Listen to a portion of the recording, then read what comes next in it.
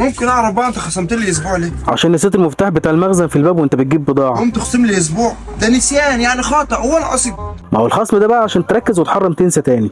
هو النسيان ده بيد الواحد ولا الخطأ حتى؟ سبحان الله يا جدع. لما يتخصم لك هتركز اكتر. بعدين انت المره دي نسيت المفتاح في قلب الباب، المره الجايه تنسى تقفل الباب من اساسه اصلا. طب لعلمك بقى، لو كل الناس اتعاقبت على اخطائها ونسياناتها ما كانش في اكتشافات طلعت للنور للناس. انت بتقول ايه؟ انا مش فاهم حاجه منها.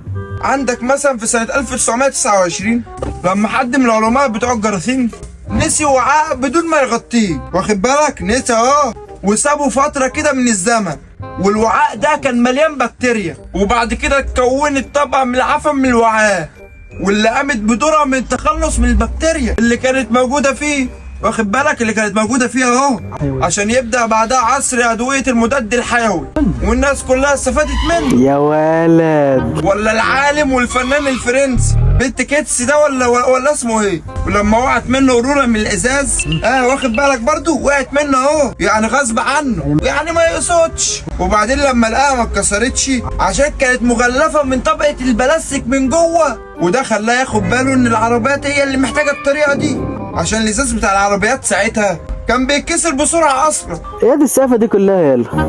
اصلي بتابع الدحيح اليومين دول. طب بص بقى يا عم لواء، انت لو جبت لي ميزه واحده بس من نسيانك المفتاح في قلب باب المخزن انا هشيل لك الاسبوع الخصم ده، واقول لك هدي لك يومين مكافأة كمان.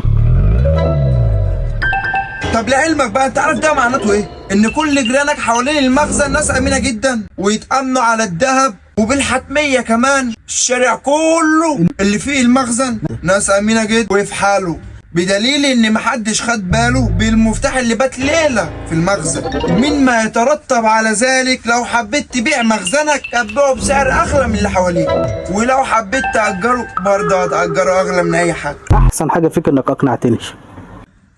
اسال بقى اشيل اسبوعين خصم وتديني يومين مكافأة ولا لا؟ محمد جيت بفتح لنا امبارح ب 50 جنيه من الاستاذ ده واداني بقى 200 جنيه مش 50، وانا ما كنتش حاجه حرام. السلام عليكم. احسن حاجه انك تيجي فوق.